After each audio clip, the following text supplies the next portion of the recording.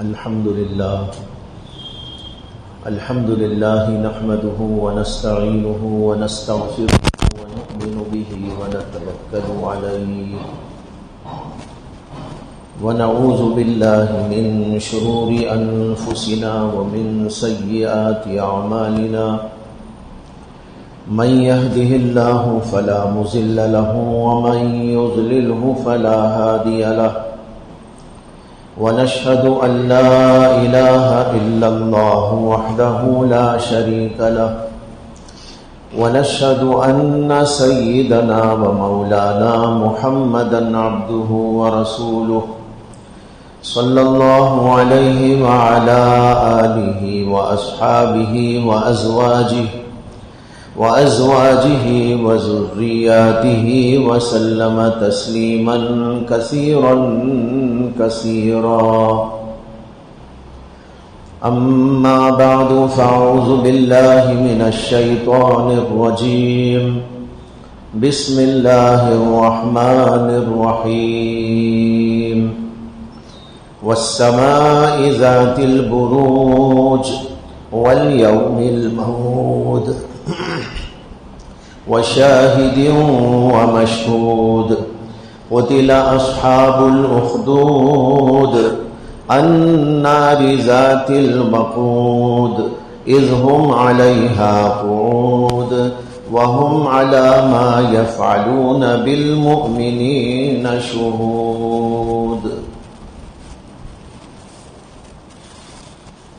محترم حضرات، بھائیوں، بزرگوں اور دوستوں، میں نے اس وقت سورہ بروج کی ابتدائی آیات آپ کے سامنے تلاوت کی. ان آیات کے اندر ایک جملہ یہ آیا ہے، قتل اصحاب الاخدود النار ذات الوقود. گڑھے والے قتل کر دیے گئے، وہ گڑھے جو آگ سے دہک رہے تھے. یہاں پر یہ جو جملہ آیا ہے، اس جملے کی تفسیر کیا ہے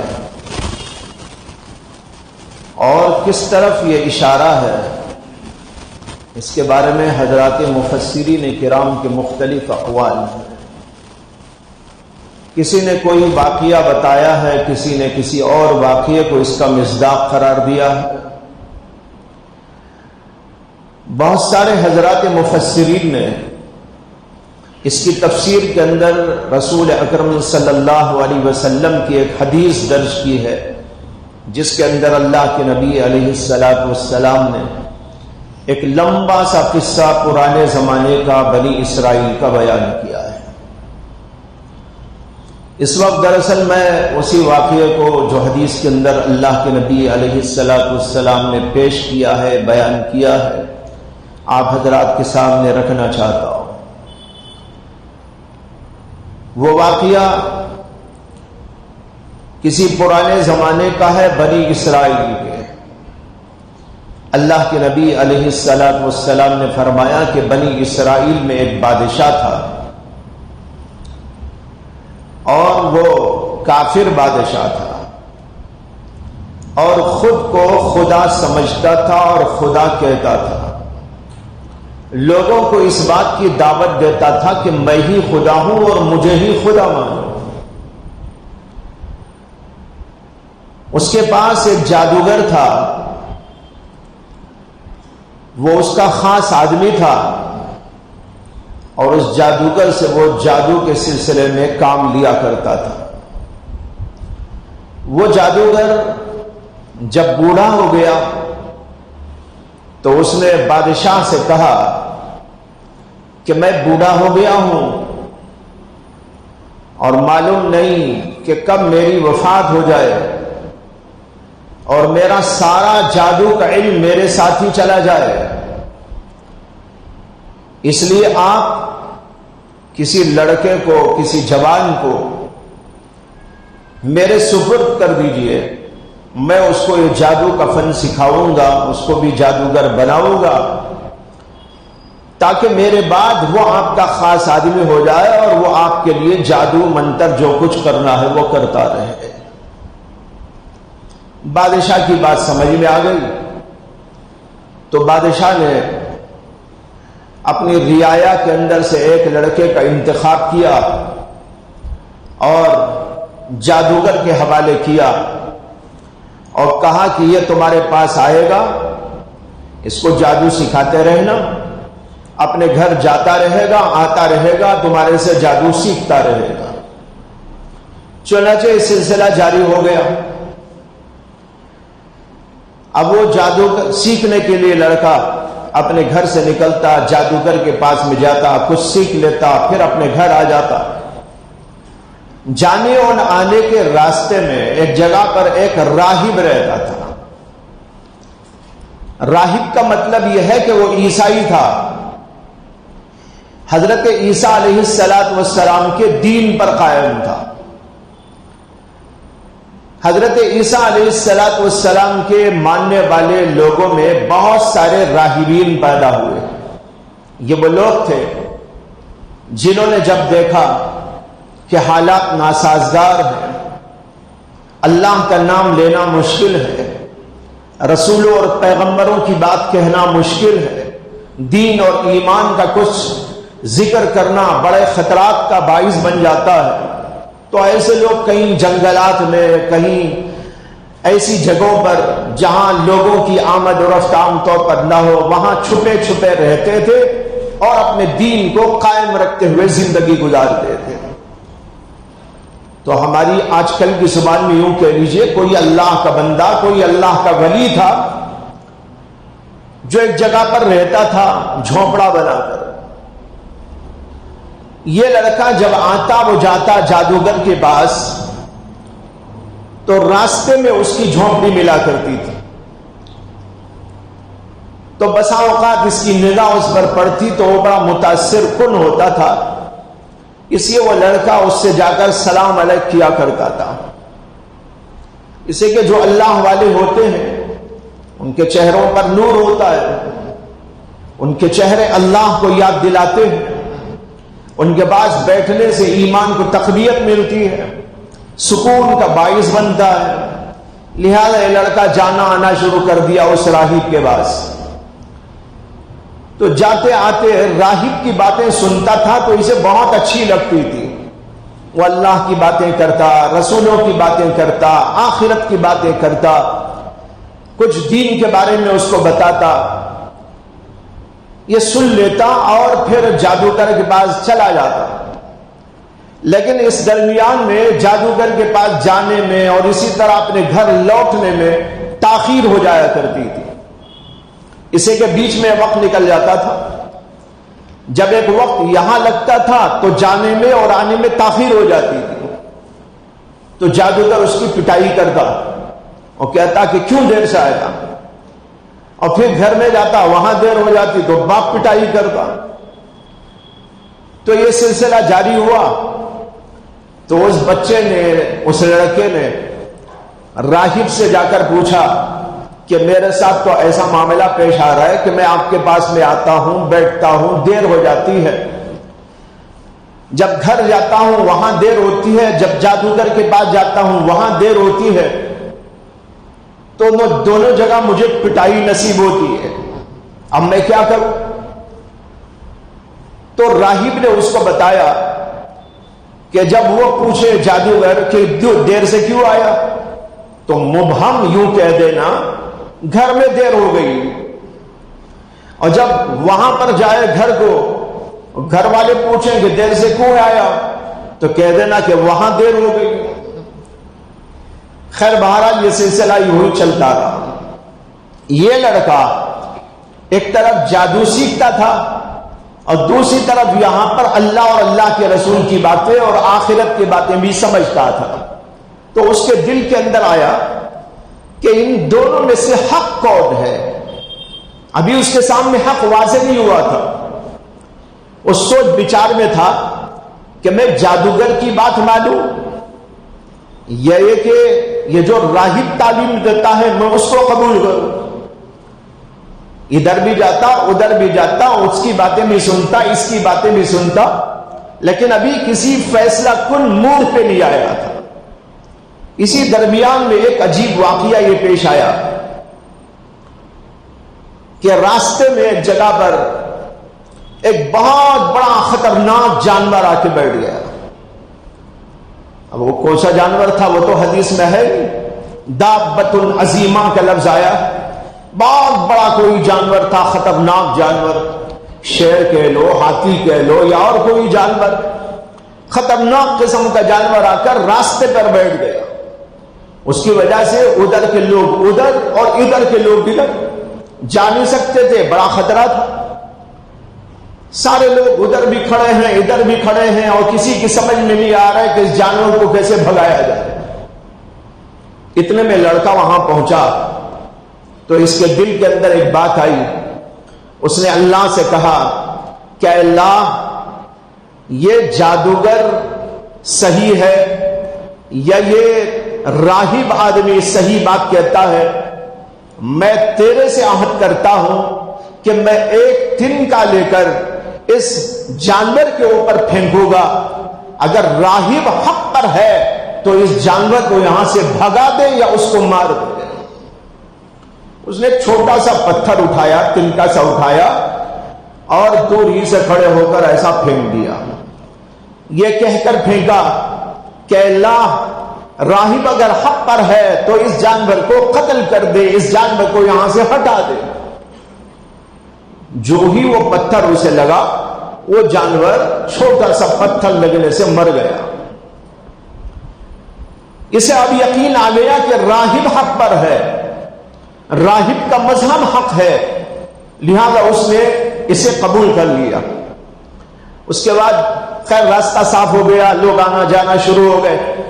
یہ آدمی راہب کے پاس میں پہنچا اور راہب کو جا کر بتایا کہ آج راستے میں ایسا ایسا عجیب و غریب واقعہ پیش آیا اور میں نے اللہ سے عہد کر کر ایک تنکا لے کر اس پتھر اس جو ہے جانور کو مارا تو وہ جانور اس طرح قتل ہو گیا، راستہ صاف ہو گیا۔ وہ راہب کہنے لگا کہ تو جس دین پر اب آ گیا ہے وہ دین بالکل حق ہے، بالکل صاف طریقے سے تجھ کو معلوم ہو گیا، لہذا اس کو ایمان میں داخل کیا، عیسائی مذہب کے اندر داخل کیا، اسے کہ اس زمانے میں عیسائی مذہب ہی حق تھا۔ یہ اس دور کا واقعہ ہے جب ابھی اللہ کے نبی علیہ السلام دنیا میں تشریف نہیں لائے تھے۔ آپ نے یہ واقعہ پرانے زمانے کا بیان کیا ہے۔ بہرحال وہ آدمی دین پر، وہ لڑکا دین پر قائم ہو گیا اور اس راہب نے اسے کہا کہ تجھے اللہ کی طرف سے یہ انعام ملنے والا ہے کہ تیرے ہاتھ سے لوگوں کو شفا ہوگی، اندھے اچھے ہو جائیں گے، بیمار اچھے ہو جائیں گے، مختلف قسم کی بیماریاں اللہ تیرے ہاتھ سے شفا دے دے گا۔ چنانچہ اس کے بعد ایسے ہی ہونے لگا کہ کوئی بیمار ہے، کوئی برس کا مریض ہے، کوئی نابینا اور اندھا ہے، یہ اللہ کا نام لیتا اور ان کو ایمان کی دعوت دیتا، وہ ایمان قبول کرتے اور یہ آدمی اللہ کا نام لے کر ہاتھ لگاتا تو وہ بیمار اچھا ہو جاتا، بالکل اندھے لوگ اچھے ہو جاتے۔ اب یہ سلسلہ چلنے لگا کہ آہستہ آہستہ دین کو یہ پھیلانے کی محنت کر رہا تھا اور لوگوں کو عیسائی مذہب کے اندر داخل کر رہا تھا اور لوگ اچھے ہو کے جا رہے تھے۔ جو بھی مریض آتا وہ شرط لگاتا کہ تمہیں شفا اسی وقت ہوگی جب تم اللہ کے دین پر آ جاؤ، اگر اللہ کے دین پہ آؤ گے تو میں تمہارے لیے دعا کروں گا اور اس کی برکت سے تم اچھے ہو جاؤ گے۔ ایسے ہی ہونے لگا۔ یہ سلسلہ جب جاری ہوا اور کچھ اس کی بھنک دور دور تک پہنچنے لگی تو بادشاہ کا ایک بہت قریبی وزیر تھا، اتفاق سے کسی حادثے کی وجہ سے اس کی آنکھ چلی گئی۔ جب آنکھ چلی گئی تو اسے بھی خبر ملی کہ ایک لڑکا ہے اور وہ لوگوں کو اچھا کر دیتا ہے۔ چنانچہ بہت سارے ہدیے تحفے لے کر وہ وزیر اس لڑکے کے پاس میں گیا اور جا کر کہا کہ میری آنکھوں کو کچھ ہو گیا ہے اور مجھے نظر نہیں آ رہا ہے، میں نے سنا ہے کہ آپ علاج کرتے ہیں اور اس کی وجہ سے ٹھیک ہو جاتے ہیں لوگ، لہذا میری درخواست ہے کہ مجھے بھی ٹھیک کر دو اور یہ سارے ہدیے تمہارے لیے لایا ہوں۔ اس نے کہا ہدیے تو رکھو ایک طرف، لیکن سب سے پہلے میری بات سنو۔ میری بات یہ ہے کہ اگر تم اللہ کو مانتے ہو تب میں تمہارے لیے دعا کروں، اگر اللہ ہی کو نہیں مانتے تو دعا میں کیوں کروں؟ لہذا اگر تم اللہ کو مانو، اللہ کے دین کو مانو، اللہ کے اوپر یقین کرو، تو یہ بھی مانو کہ شفا دینے والا بھی اللہ ہی ہے، میں شفا نہیں دیتا، شفا دینے والی ذات تو اللہ کی ذات ہے، اگر تم یقین کرتے ہو تب میں طے کرتا ہوں۔ تو اس نے کہا بہت اچھا۔ اس کے بعد اس نے بھی دین قبول کر لیا، اس نے دعا کر دی، دعا کے نتیجے میں اس کی آنکھیں آ گئی، ایک خوش خوش لوٹا۔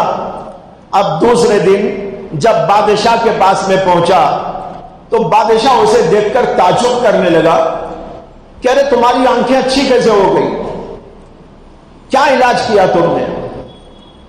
وہ کہنے لگا کہ ایک لڑکا ہے وہ علاج کرتا ہے اور میں نے اس سے علاج کرا لیا تو ٹھیک ہو گیا۔ تو کہا کہ وہ لڑکا جو پہلے تو اس نے کہا کہ جو ہے پہلے تو اس نے لڑکے کا نام لے لیا، اس سے کہ اس نے یہ بھی شرط لگائی تھی کہ کسی کو میرے بارے میں نہ بتانا، تو شروع میں تو نہیں بتایا۔ اب بادشاہ کو اس نے بتایا کہ شفا دینے والا اللہ ہے، لہذا اللہ نے مجھے شفا دی تھی۔ اتنا کہتے ہی وہ بھڑک گیا اور کہنے لگا کیا میرے علاوہ بھی کوئی خدا ہے؟ میرے علاوہ بھی تم کسی کو خدا مانتے ہو؟ اس نے کہا ہاں تم خدا نہیں، خدا وہ ہے جو تمہارا بھی خدا ہے، میرا بھی خدا ہے، جس نے تم کو بھی پیدا کیا مجھ کو بھی پیدا کیا۔ اس پر وہ بھڑک گیا اور بھڑک کر اسے سزائیں دینے لگا، اتنی سزائیں دی اور پوچھتا رہا کہ تم کو یہ سب باتیں کس نے پڑھائی، کس نے بتائی؟ یہ اللہ کی بات کس نے بتائی؟ میرے سے تم کو کس نے برگشتہ کر دیا؟ تکلیفوں کو برداشت کرتے کرتے کرتے جب انتہا کو پہنچ گئی تکلیف تو اس نے بتا دیا کہ ایک لڑکا ہے، وہ لڑکا اللہ کا نام لیتا ہے، شفا دیتا ہے، بس اس نے مجھے سب کچھ بتایا اور اس کی وجہ سے میری آنکھیں ٹھیک ہو گئی۔ بادشاہ نے کہا اس لڑکے کو بلاؤ۔ اب وہ لڑکے کو بلایا گیا، لڑکے کو بلایا تو وہی لڑکا تھا جسے جادو سیکھنے بھیجتا تھا وہ۔ اس نے کہا یہ تو وہی ہے جس کو میں جادو سیکھنے کے لیے بھیجتا تھا۔ تو اس نے کہا اچھا تمہارا جادو کا پاور اتنا ہو گیا ہے کہ تم جو ہے لوگوں کو شفا دینے لگے ہو؟ اس نے کہا نہیں نہیں، یہ جادو کا اثر نہیں ہے بلکہ میرے اللہ کے نام کا اثر ہے۔ اس نے کہا کون ہے تمہارا اللہ؟ کہا وہ جس نے تجھے بھی پیدا کیا، تیرے ماں باپ کو بھی پیدا کیا، مجھ کو بھی پیدا کیا، میرے ماں باپ کو بھی پیدا کیا، جس نے کائنات کو پیدا کیا، یہ زمین و آسمان کا خدا وہ میرا خدا ہے، وہی شفا کا مالک ہے، وہی بیماری بھی دیتا ہے، وہی ہر چیز دیتا اور لیتا ہے۔ میں اس پر یقین کرتا ہوں اور اس اللہ نے مجھے یہ پاور دیا ہے کہ اس کی وجہ سے میں لوگوں کو شفا دیتا ہوں۔ اب یہ کہتے ہی پھر وہ بھڑک اٹھا اور اس کو سزائیں دینے پر تل گیا، لیکن کوئی بھی سزا دو تو اس کے اوپر اثر نہیں ہو رہا تھا، بار بار سزائیں دے رہا تھا لیکن کچھ اثر نہیں ہو رہا تھا۔ تو اس نے اپنے لوگوں سے کہا کہ اس لڑکے کو لے جاؤ اور ایک بہت اونچے پہاڑ پہ چڑھائی کرو، وہاں چڑھنے کے بعد اوپر جا کر پوچھو کہ تو اپنے اس اللہ کو چھوڑ کر مجھے مانتا ہے کہ نہیں مانتا؟ اگر اپنے دین سے باز آ جاتا ہے تو ٹھیک ہے لے کے آ جانا، اگر یہ نہیں آتا باز تو اوپر سے اسے نیچے گرا دینا تاکہ یہ ملیا میٹ ہو جائے۔ لوگ لے کر گئے، اوپر چڑھائی کی، وہاں لے جا کر اوپر سے پوچھا۔ اس نے کہا میں تو میرے دین کو میرے خدا کو کبھی چھوڑنے والا نہیں، کچھ بھی تم کر لو۔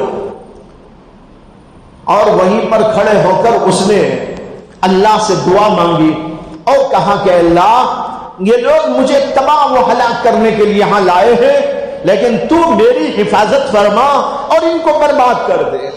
اتنا کہنا تھا کہ پہاڑ میں زلزلہ برپا ہو گیا۔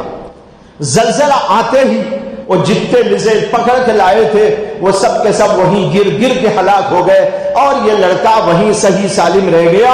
اور پھر اس کے بعد اتر کے آیا، بادشاہ کے پاس میں گیا۔ بادشاہ حیران، ارے اسے تو میں ہلاک کرنے کے لیے بھیجا تھا، یہ بچ کے کہاں آ گیا؟ اور کہنے لگا وہ تم کو جو لے کر گئے تھے وہ کہاں؟ اس نے واقعہ سنایا کہ تمہارے لوگ مجھے ہلاک کرنے کی کوشش کر رہے تھے، لیکن میرے پروردگار نے مجھ کو بچا لیا اور ان کو ہلاک کر دیا۔ پھر اس نے اور کچھ لوگوں کو بلایا اور بلا کر کہا کہ اس کو ایک سمندر میں لے جاؤ، کشتی میں بٹھا کے، اور جہاں خوب موجیں آ رہی ہو، تھپیڑے ہو رہے ہو، وہاں پر اس کو غرق کر دینا۔ اس کے اندر لوگ کشتی میں بٹھا کے لے گئے، لیکن وہاں بھی اس نے دعا کی، کشتی میں صحیح سالم بچ گیا، اور جو لوگ کو اس کو لے کر گئے تھے وہ سب ہلاک ہو گئے۔ پھر وہاں سے لے کر آیا، یہ آ گیا، پھر بادشاہ کے پاس میں گیا۔ بادشاہ حیران و پریشان۔ جب بادشاہ کی حیرانی پریشانی بڑھ گئی، وہ سوچ رہا تھا کہ میں اسے کیسے ہلاک کروں۔ وہ لڑکا کہنے لگا کہ اے بادشاہ، تم یا تمہاری کوئی بھی پارٹی سب کے سب مل کر مجھے ہلاک کرنا چاہو، اس وقت تک نہیں ہلاک کر سکتے جب تک کہ اللہ نہ چاہے۔ اللہ چاہتا ہے تو ہوتا ہے، اللہ نہیں چاہتا تو دنیا کی کوئی طاقت کسی کا بگاڑ نہیں سکتی۔ بنانا ہے وہ اللہ بناتا ہے، بگاڑنا ہے وہ بھی اللہ ہی بگاڑتا ہے، سب کچھ اسی کے قبضے قدرت کے اندر ہے۔ اس لیے اگر تم مجھے ہلاک کرنا چاہو تو کبھی نہیں ہلاک کر سکتے، ہاں اگر اللہ چاہے تو ہلاک ہوگا۔ پھر اس نے کہا ہاں ایک تدبیر میں تم کو بتاتا ہوں، اگر تم مجھے ہلاک ہی کرنا چاہتے ہو، اگر تم مجھے مارنا ہی چاہتے ہو، تو اس کا طریقہ سن لو کہ میرے پاس ترکش کے اندر کچھ تیر ہیں، وہ تیر اللہ کا نام لے کے میں نے رکھے ہیں، مجھے سولی پہ ٹنگاؤ اور ساری پبلک کو جمع کرو اور ان کے سامنے اللہ کا نام لے کر میرے اوپر تیر چلاؤ۔ جب تم اللہ کا نام لے کر تیر چلاؤ گے تب جا کر مجھے تم مار سکتے ہو، اگر نہیں تو تمہاری مجال نہیں کہ مجھ کو مار دو، اس لیے کہ اللہ ہی دیتا ہے، اللہ ہی لیتا ہے، اللہ ہی مارتا ہے، اللہ ہی جلاتا ہے، اس کے نام کے بغیر کچھ نہیں ہوگا۔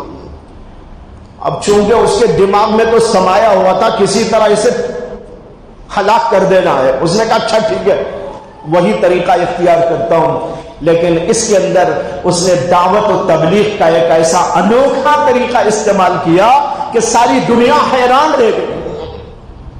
اللہ کے نیک بندے اللہ کے دین کے لیے ہر طرح کی قربانی دیتے ہیں، ہر طرح کی جان کی بازی لگا دیتے ہیں، مال و دولت قربان کر دیتے ہیں، اور پھر اس کے ذریعے سے دین پھیلا دیتے ہیں۔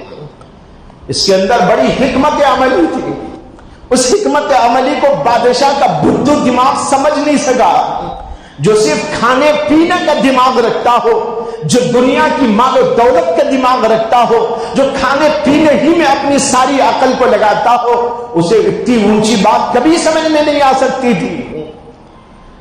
لہذا اس نے یہ کہا کہ اچھا ٹھیک ہے تجھ کو ہم اسی طرح ماریں گے، کہاں ہے وہ تیرا ترکش، لا اس کے اندر سے ہم اللہ کا نام لے کر ہی تجھے ماریں گے۔ پبلک میں اعلان کر دیا گیا ایک لڑکا ہے اور ایسا ایسا اسے ہلاک کیا جا رہا ہے، سب کے سب تماشا دیکھنے کے لیے آ جاؤ۔ ساری پبلک جمع ہو گئی، ہزاروں ہزار نہیں لاکھوں لوگ جمع ہو گئے، اس کو اوپر ٹنگا دیا گیا۔ اس کے بعد ایک تیر نکالا، بغیر اللہ کا نام لے کر مارا گیا، کچھ اثر نہ ہوا، دوبارہ مارا گیا، کچھ اثر نہ ہوا، مجبوراً اللہ کا نام لیا گیا اور کہا گیا اے اللہ، اے اس غلام کے مالک اس کو ہلاک کر دے۔ جب یوں مارا گیا تو اس کے اوپر لگ گئی تیر اور ہلاک ہو گیا۔ جو ہی یہ واقعہ پیش آیا ساری پبلک اس بادشاہ کے خلاف ہو گئی اور کہنے لگی کہ اللہ کو ہم مانتے ہیں جس کے نام سے سب کچھ ہوتا ہے. یہیں سے دعوت و تبلیغ شروع ہو گئی لوگوں کی. دیکھیے کیسا انوکھا واقعہ. اس نے جان تو دی لیکن جان دی اللہ کے نام پر. جان کی قربانی دی تو ہزاروں مردہ دلوں کو زندہ کر دیا. پہلے تو سارے مردہ دل تھے, اللہ نے ان کے اندر ایمان کی رونق پیدا کر دی. ساری کے ساری پبلک کہنے لگی خدا تو نہیں ہے, وہ ہے خدا جو اس غلام کا اور اس لڑکے کا خدا ہے, ہم سب اس پر ایمان لاتے ہیں. اکثر بیشتر پبلک کے لوگ ایمان لے آئے اللہ پر اور عیسائیت کے دین کے اندر داخل ہو گئے. اب بادشاہ کا پارا اور چڑھ گیا. جس کے نصیب میں ہلاکت ہی رکھی ہو کیا کرے. اب اس کا پارا اور چڑھ گیا. کہنے لگا میں ایک لڑکے سے پریشان تھا, اب تو سارے ہی پیدا ہو گئے مجھے پریشان کرنے والے. اس کے بعد اس نے اپنی فوجوں کو اور اپنی پولیس کو حکم دے دیا جگہ جگہ گڑھے کھودو. ہر گلی میں گڑھا, ہر سڑک پہ گڑھا, ہر چوراہے پہ گڑھا, جہاں جہاں موقع ہو گڑھے کھودتے جاؤ اور ان گڑھوں کے اندر آگ بھی جلاتے چلے جاؤ. آگ جب بھڑکنے لگے پکڑ پکڑ کے یہاں کے لوگوں کو پوچھتے جاؤ تو اللہ کو مانتا ہے یا اس بادشاہ کو مانتا ہے. اگر بادشاہ کو مانتا ہے تو چھوڑ دینا, اگر اللہ کا نام لیتا ہے اس کو پکڑ پکڑ کے اس کے اندر داخل کر.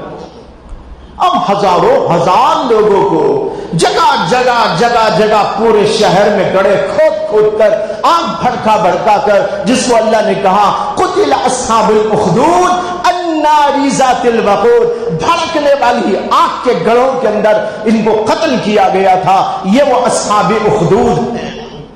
اللہ کے نبی صلی اللہ علیہ وسلم نے فرمایا کہ اسی درمیان میں ایک بچے کو پکڑ کر جو دودھ پیتا بچہ تھا اس کو بھی اس کے اندر ڈال دیا گیا. ماں کو ابھی ڈالنے کے بجائے, ماں ایماندار تھی, اس کا بچہ گود میں پڑ رہا تھا, دودھ پیتا شیرخوار بچہ تھا, اس کو پکڑ کر ایک گڑھے کے اندر ڈال دیا گیا. اور ابھی ماں کو پکڑ کے لانا چاہ رہے تھے, ماں چیخے مار رہی تھی. اتنے میں اللہ نے بچے کو قوت گویائی عطا کر دی اور بچہ اندر سے کہنے لگا اماں یہاں پر آ جاؤ, میں تو بہت اچھا ہوں یہاں پر. اللہ نے ان کی حفاظت کا سامان پیدا کر لیا. یہ واقعہ ہے جو حدیث پاک کے اندر نبی اکرم صلی اللہ علیہ وسلم نے تفصیل کے ساتھ میں بیان کیا ہے. امام احمد نے اپنے مسند کے اندر, اسی طرح اور بہت سارے محدثین نے اس کو ذکر کیا ہے. بتانا یہ چاہتا ہوں کہ اس واقعے کو پیش نظر رکھتے ہوئے ہم بھی اپنے حالات پر اس کا انتباہ کرتے جائیں. حالات کچھ بھی ہو جائے لیکن مومن کا کردار یہ ہے کہ وہ ایمان پر قائم رہتا ہے, وہ اپنے دین کے اوپر قائم رہتا ہے. اسے مال و دولت کا لالچ کبھی زیر نہیں کر سکتا. اسے بہت بڑی بڑی طاقتیں اس کو ہلا دینے والی کبھی اسے ہلا نہیں سکتی اور اس کے اندر کوئی زلزلہ برپا نہیں کر سکتی. اس کا ایمان ایسا مضبوط ہوتا ہے کہ دنیا میں کچھ بھی ہو, حالات اس کے موافق ہو یا حالات اس کے ناموافق ہو جائے, لیکن وہ اللہ کے دین کے اوپر قائم رہتا ہے. یاد رکھو بھائیو, یہ دنیا ہمارے لیے نہیں بنائی گئی ہے, یہ دنیا کافروں کے لیے بنائی گئی ہے. ہمارے لیے تو اللہ نے جنت بنا کر رکھی. قرآن کریم کے اندر اللہ نے فرمایا جنت کا تذکرہ کرتے ہوئے اعدت للمتقین, اور کافروں کے لیے ذکر کرتے ہوئے بتایا جہنم ان کے لیے تیار کی گئی ہے. اعدت للکافرین, کافروں کے لیے جہنم کا عذاب ہے, مومنوں کے لیے جنت تیار کی گئی ہے. باقی رہی دنیا, یہ آنے اور جانے کا مقام ہے. اسے کافر لوگ اپنی دنیا کو جنت سمجھے تو سمجھے, لیکن مومن اسے اپنی جنت نہیں سمجھ سکتا. ایک حدیث کا مفہوم ہے, اللہ کے نبی علیہ الصلوۃ والسلام نے ارشاد فرمایا کہ مومن کے لیے دنیا قید خانہ ہے اور کافر کے لیے جنت ہے. مومن کے لیے قید خانہ, یہاں تکلیفیں, یہاں پریشانیاں, یہاں مختلف قسم کی پابندیاں، یہاں پر ہتھ کڑے اور پتہ نہیں کیا کیا، یہ دنیا میں ہوتا رہے گا۔ اللہ کے نبی صلی اللہ علیہ وسلم کی حدیث ذہن کے اندر ہمیشہ رہنا چاہیے کہ یہ دنیا مومن کے لیے قید خانہ ہے۔ قید خانے میں تکلیفیں ہوتی ہیں یا راحت ملتی ہے؟ قید خانے میں من چاہی زندگی ملتی ہے، یا یہ کہ وہاں من چاہی زندگی کا کوئی تصور نہیں ہوتا؟ غور کر کے دیکھو، قید خانے کے اندر پریشانی ہوتی ہے، مار پٹائی ہوتی ہے، کھانا برابر نہیں ملتا، پینے کو برابر نہیں ملتا، آسائش کا سامان نہیں ہوتا، راحت کے اسباب نہیں ہوتے، وہاں پریشانیاں ہی پریشانیاں ہوتی ہے۔ اللہ کے نبی نے بتایا مومن کے لیے قید خانہ ہے یہ دنیا۔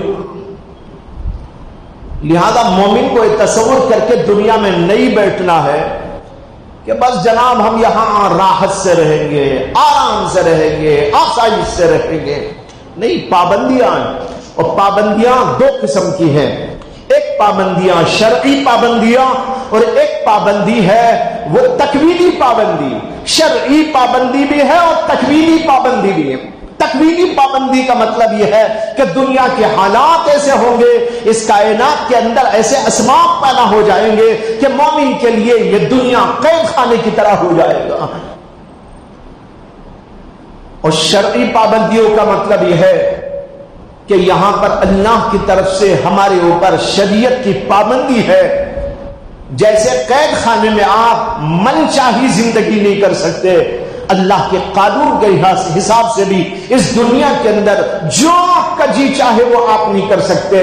آپ کی آنکھوں پر پابندی ہے، آپ کی زبان کے اوپر پابندی ہے، آپ کے کانوں کے اوپر پابندی ہے، آپ کے ہاتھ پیر کے اوپر پابندی ہے، کیا کرے کیا نہ کرے پابندی ہے، کیا کھائیں کیا نہ کھائیں پابندی ہے، کہاں جائیں کہاں نہ جائیں پابندی ہے، کیا پہنے کہ کیا نہ پہنے پابندی ہے۔ آپ ہر طرح کا کپڑا نہیں پہن سکتے، ہر طرح کا کھانا نہیں کھا سکتے، ہر طرح کی بات بول نہیں سکتے، ہر طرح کی چیز دیکھ نہیں سکتے، ہر طرح کی بات سن نہیں سکتے، ہر طرح کا عمل کر نہیں سکتے، ہر طرح کی چیزیں اختیار نہیں کر سکتے۔ پابندیاں ہیں، ایک شرعی پابندی ہے اور دوسری طرف سے تکوینی پابندی بھی ہے۔ جب دونوں طرح کی پابندی آ گئی تو قید خانہ ہو گیا۔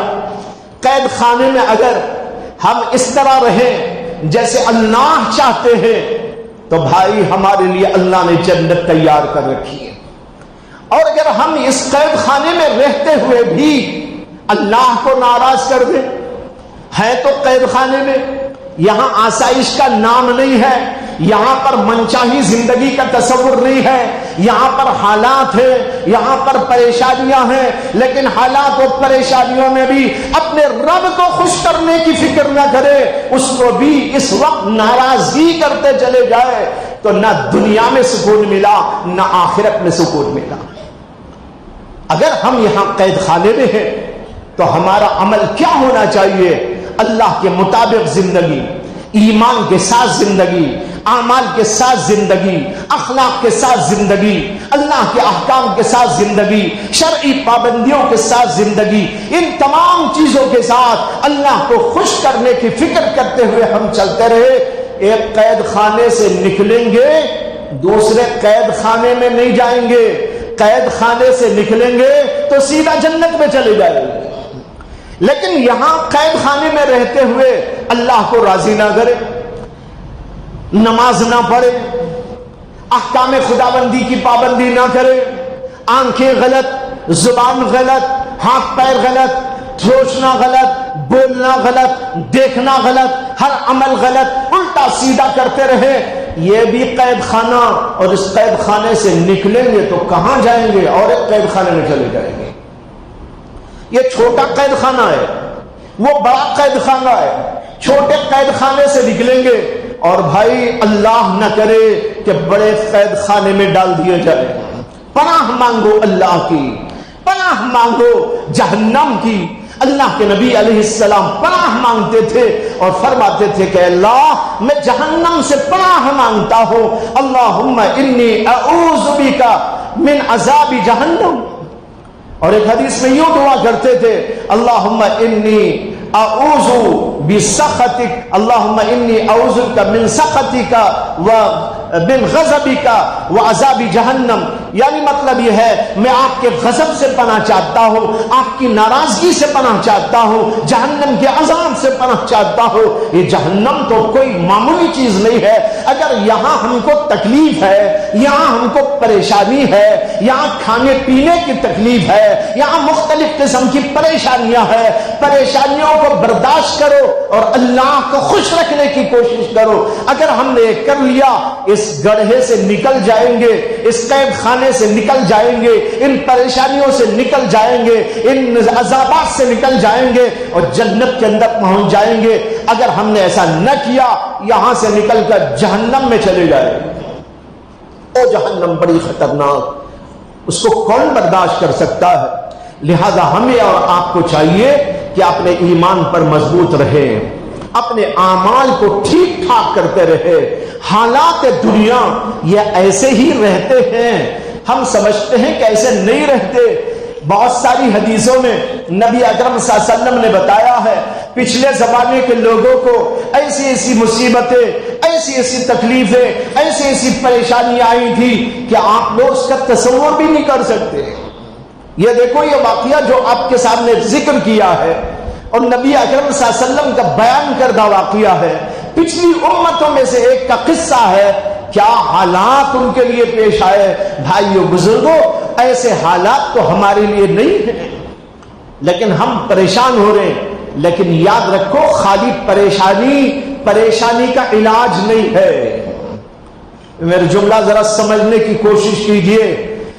خالی پریشانی کا علاج نہیں ہے، یعنی یہ ہے کہ ہم پریشان ہو جائے، زبان سے کچھ بولنا شروع کر دے، واٹس ایپ لے کر بیٹھ جائے، ادھر کی بات ادھر، ادھر کی بات ادھر کرتے رہے، شیئر کرتے رہے، ہنگامے کریں، اوہو ایسا ہو گیا، ایسا ہو گیا، یہ ہو گیا، وہ ہو گیا۔ خالی زبانوں سے یہ پریشانی کا اظہار کسی پریشانی کا قطعی علاج نہیں۔ علاج کیا ہے؟ علاج وہ ہے جو آپ کو بتایا گیا کہ یہاں پر حالات آئیں گے، آتے رہیں گے، ڈرنا نہیں ہے، گھبرانا نہیں ہے، پریشان ہونا نہیں ہے۔ یہ واقعہ بھی سوچنا ہے، اللہ کے نبی کے حالات کو بھی سوچنا ہے، صحابہ کے ساتھ جو واقعات پیش آئے اس کو بھی سوچنا ہے۔ ان سب کو سوچو، آپ کو سمجھ میں آئے گا دنیا میں ہونے والا ہی ہو رہا ہے، جو ہونا تھا وہی ہو رہا ہے۔ اس سے بڑے بڑے حادثات ہوئے ہیں، اس سے بڑی بڑی پریشانیاں پیش آئی ہیں۔ آپ کو معلوم ہونا چاہیے ایک زمانے میں اسی امت مسلمہ پر وہ سخت ترین حالات پیش آئے جس کا تصور کرتے ہوئے بھی رونگٹے کھڑے ہو جاتے۔ یہ تاتاریوں کا فتنہ تھا۔ تاتاری لوگ، تاتاری قوم مسلمانوں کی جو ہے حکومتوں کو تباہ کر رہی تھی، مسلمانوں کے ملکوں کو تباہ کر رہی تھی، مسلمانوں کے افراد کو تباہ کر رہی تھی۔ تاریخ کے اندر یہ واقعات لکھے ہیں ایسے کہ اس کو پڑھتے ہوئے روئے بغیر کوئی نہیں رہ سکتا۔ اتنے سخت ترین حالات آئے، جس علاقے میں جاتے تھے وہاں تباہی ہی تباہی مچاتے تھے، مسلمانوں کو پکڑتے تھے، قتل کرتے تھے اور ان کے سروں کا ایک مینار بنا دیتے تھے، سروں کا مینار، اور پھر وہاں ساری لاشوں کو جلا دیتے تھے اور چلے جاتے، ایک جگہ سے دوسری جگہ، دوسری جگہ سے تیسری جگہ، تیسری جگہ سے چوتھی جگہ، ملکوں کے ملک اور شہروں کے شہر تباہ کرتے چلے جا رہے تھے۔ علامہ ابن الاسیر جو بڑے مورخ ہیں، انہوں نے کتاب لکھی الکامل کے نام سے، تاریخ کی مشہور ترین کتاب ہے۔ اس کے اندر اس زمانے کے حالات کو انہوں نے خود قلم بند کیا اور وہ اس زمانے میں موجود تھے جب وہ واقعہ پیش آیا تھا، وہ خود موجود تھے دنیا میں۔ وہ اس کے اندر لکھتے ہیں کہ میں ایک زمانے تک سوچتا رہا کہ تاریخ کے ان اوراق میں امت مسلمہ کی اس پسماندگی اور امت مسلمہ پر آنے والے ان سخت ترین حالات کو لکھوں کہ نہ لکھوں، لیکن پھر میری سمجھ میں آیا کہ مجھے لکھ ہی دینا چاہیے۔ اور پھر وہ یہ بھی لکھتے ہیں کہ میرا اندازہ ہے میرا قیاس ہے، اسے کہ انہوں نے جو تاریخ لکھی ہے وہ حضرت آدم کے دور سے لکھی ہے، اپنے دور تک کی لکھی ہے، پورے حالات اس کے اندر لکھے ہیں، اور وہ لکھتے ہیں کہ میرا قیاس ہے، میرا اندازہ ہے کہ ایسے سخت ترین حالات امت مسلمہ پر اس سے پہلے تاریخ انسانیت میں کبھی نہیں پیش آئے ہوں گے، اور اندازہ یہ ہے کہ شاید بعد میں بھی نہ پیش آئے۔ یہ ان کا تبصرہ ہے الکامل کے اندر۔ ایسے حالات بھی امت پر آئے، لیکن امت پنپتی رہی ہے، امت اپنے آپ کو سنبھالتی رہی ہے، ایمان کی بنیاد پر، اعمال کی بنیاد پر، اخلاق کی بنیاد پر، اچھے تجربات کو استعمال کرنے کی بنیاد پر، عقل و بصیرت کو کام میں لاتے ہوئے یہ سب چیزیں جب ہوتی ہے، امت سنبھلتی ہے، پنپتی ہے۔ ہمیں بھی اپنی عقل کو استعمال کرنا چاہیے، ہمیں اپنے حالات کو درست کرنا چاہیے، اپنی عقل و بصیرت سے کام لینا چاہیے۔ صرف یوں واویلا مچانے سے کچھ نہیں ہوتا۔ آج ہمارے نوجوانوں جن کو اللہ نے قوت دی ہے، جن کو طاقت دی ہے، جن کو سمجھ دی ہے، جن کو عقل دی ہے، جو بہت کچھ دنیا میں کر سکتے ہیں، ملک کے لیے کر سکتے ہیں، ملت کے لیے کر سکتے ہیں، انسانیت کے لیے کر سکتے ہیں، دنیا کے اندر تبدیلی لا سکتے ہیں، حالات کو بدل سکتے ہیں، یہ سب کچھ اللہ نے صلاحیت دی، لیکن عام طور پر ہمارے نوجوانوں کی یہ صلاحیت ختم ہوتی جا رہی ہے۔ کیوں؟ موبائل فون کے نتیجے میں۔ موبائل میں ہے، ہمارا سارا دماغ موبائل میں آ گیا ہے۔ ارے سارا موبائل ہمارے دماغ میں آنا چاہیے تھا، ہزاری دنیا ہمارے دماغ میں آنا چاہیے تھا، سارے حالات ہمارے دماغ میں آنا چاہیے تھا، احوال کائنات ہمارے دماغ میں آنا چاہیے تھا، اور پھر ہم کو تبدیل ہونے اور دوسروں کو تبدیل کرنے کی فکر کرنا چاہیے تھا۔ ظلم کو روکنے کی کیا کوشش ہو سکتی ہے؟ ہم کس طریقے پر ماب لنچنگ کی جو ہو رہی ہے اس کو کیسا ختم کر سکتے ہیں، حالات کو کیسا تبدیل کر سکتے ہیں، انسانوں کو انسان کیسا بنا سکتے ہیں، دنیا کی کایا پلٹ کیسے کر سکتے ہیں؟ بھائیو، اس کے لیے تو امت مسلمہ کو برپا کیا گیا تھا۔ کنتم خیر امت اخرجت للناس تأمرون بالمعروف وتنہون عن المنکر، اس کے لیے تم کو جنم دیا گیا، اس کے لیے تم کو منت سے شہور پر ظاہر کیا گیا، اسی لیے تم کو سامنے لایا گیا۔ کیوں لایا گیا؟ کنتم خیر امت اخرجت للناس، لوگوں کو نفع پہنچانے کے لیے لایا گیا۔ لام کا ترجمہ ہے للناس، اس کو کہتے ہیں عربی میں لام نفع، لوگوں کے نفع پہنچانے کے لیے اس امت مسلمہ کو برپا کیا گیا تھا۔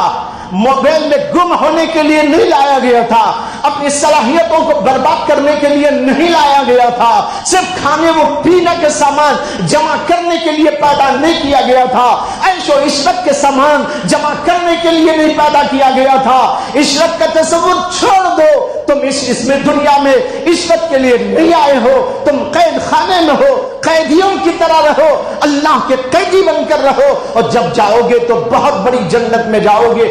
لیکن آج ہم نے سب کچھ بھلا دیا، اور ہمارا کردار بدل گیا، ہمارا انداز بدل گیا، ہمارے اخلاق بدل گئے، ہماری سوچ بدل گئی، صرف کھانا پینا، الٹا سیدھا، وقت برباد اور پتہ نہیں کیا کیا۔ بھائیوں بزرگوں، جب تک یہ امت نہیں کھڑی ہوگی دنیا میں تبدیلی آنے والی نہیں ہے۔ دنیا میں کوئی اور اس تبدیلی کا ذمہ دار نہیں ہے، اس تبدیلی کا ذمہ دار اگر کوئی ہے وہ امت مسلمہ ہے۔ کنتم خیر امت اخرجت للناس، یہ 1400 سال پہلے اللہ کے نبی پر آیت نازل ہوئی تھی، یہ قیامت تک رہے گی اور آپ کو سنائی جاتی رہے گی۔ کنتم کنتم کنتم، تم ہو تم ہو تم ہو، تم کھڑے ہو جاؤ۔ جب تک تم نہیں کھڑے ہوتے کائنات میں تبدیلی نہیں آئے گی، ظلم ختم نہیں ہوگا، بربادی ختم نہیں ہوگی، ملک نہیں سنبھل سکیں گے، دنیا میں تبدیلیاں نہیں آئیں گی، لیکن تم کو کھڑا ہونا ہوگا۔ کنتم، یہ کنتم کا لفظ بڑا عجیب ہے، ایسا لگتا ہے کہ سینے پہ مارا جا رہا ہو اور ہم کو اٹھایا جا رہا ہو، ہم کو کھڑا کیا جا رہا ہو۔ کنتم، ارے تم ہی تو ہو جن کو پیدا کیا گیا تھا۔ کہاں سو رہے ہو؟ کہاں کھانے میں بیٹھے ہو؟ کہاں آرام کام میں مبتلا ہو, کہاں ادھر ادھر کی بیکار چیزوں میں ہو. ارے تم کو پیدا کیوں گیا تھا, ذرا سوچو. اس کے لیے تم کھڑے ہو جاؤ جیسے وہ راہب کھڑا ہو گیا تھا, جیسا وہ غلام بچہ کھڑا ہو گیا تھا, اور وہاں کی دنیا میں تبدیلی آ گئی تھی, لوگوں کے سامنے حق واضح ہو گیا تھا. لیکن آج تک تو ہم نے کیا نہیں ہے. اس واقعہ سنا کر اس کی روشنی میں چند چیزیں آپ حضرات کے گوش گزار کی گئی. اللہ کرے کہ میری سمجھ میں آ جائے, آپ کی بھی سمجھ میں آ جائے, اور ہم سب مل کر اس کائنات کے اندر اچھائیوں کو, خوبیوں کو, ہمارے ملک کے اندر اچھی تبدیلیوں کو لانے کی کوشش کے اندر لگ جائیں. وآخر دعوانا ان الحمدللہ رب العالمین.